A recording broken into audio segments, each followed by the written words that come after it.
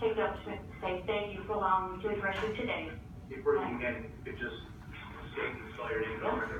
Anna, that's important, B-O-R-E-Y. And if you could raise your right hand.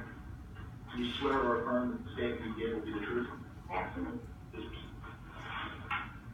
I reside at 215 Jones Avenue in Dracut. We're all very well aware that Dracut has become the terminus for all of these pipelines. I personally am so severely affected by both the pipeline and the power line infrastructure.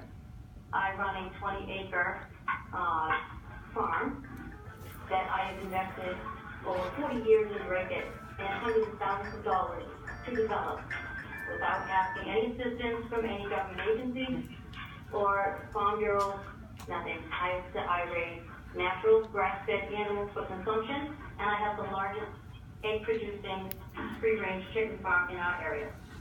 With that said, this pipeline coming through is going to put me within 1,200 feet of the compressor station.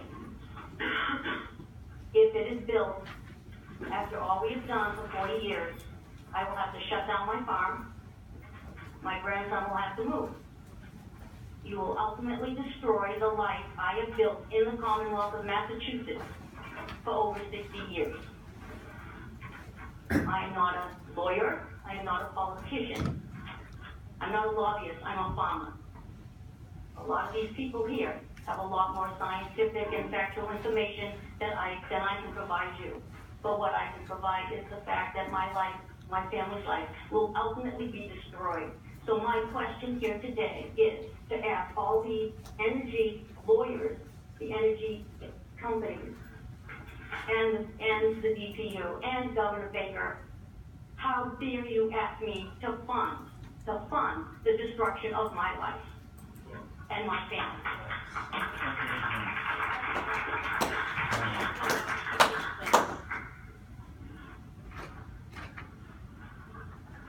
We'll now hear from Ellen Whalen, please.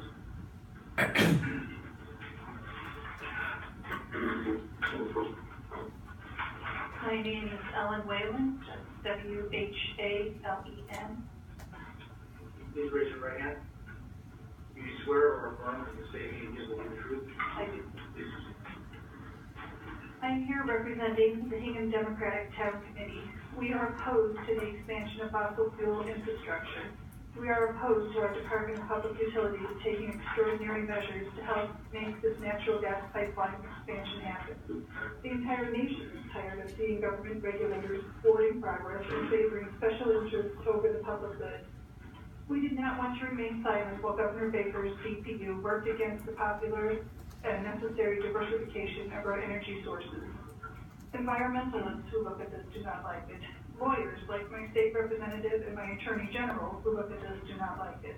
Apparently, investment bankers do not like it. If this capital expenditure has been deemed risky for shareholders or investors to take on, why is Governor Baker's DPU willing to step in and shift the risks to ratepayers? The soundbite that pipeline expansion could bring lower electricity rates has been debunked. Massachusetts is already a state that relies heavily on natural gas. According to the Union of Concerned Scientists, we are one of only 8 states that uses natural gas for at least 50% of our in-state electricity generation. This over-reliance on natural gas puts us at risk of price volatility, increasing carbon emission costs, and having a large investment in infrastructure which will become obsolete. A DPU that is looking out for ratepayers should be concerned about our over-reliance on natural gas and should be encouraging a diversification of our energy sources, allowing ratepayers to be charged to build a pipeline to move cracked gas through our state and out that will benefit a special interest that many would say is already obsolete, and that will certainly be obsolete long before it is paid for, does not seem to align with the mission of the DPU, a mission that includes ensuring that residential ratepayers' rights are protected. The prospect of net positive job creation that could come from constructing pipeline and storage facilities is looking shaky. Green energy creation has been a bright spot in the Massachusetts economy. The example in Nevada, where the Public Utilities Commission recently passed a resolution which punished residential solar households and crushed solar industry employees is a very sobering example of what utility regulators can do. Nevada, like Massachusetts, have been seeing a dramatic and celebrated growth in clean energy job creation. After the Public Utilities Commission's action, headlines immediately went from celebrating this bright spot in the state's economy to reports of job losses and angry residents who saw the benefits of their solar panels turned into a liability.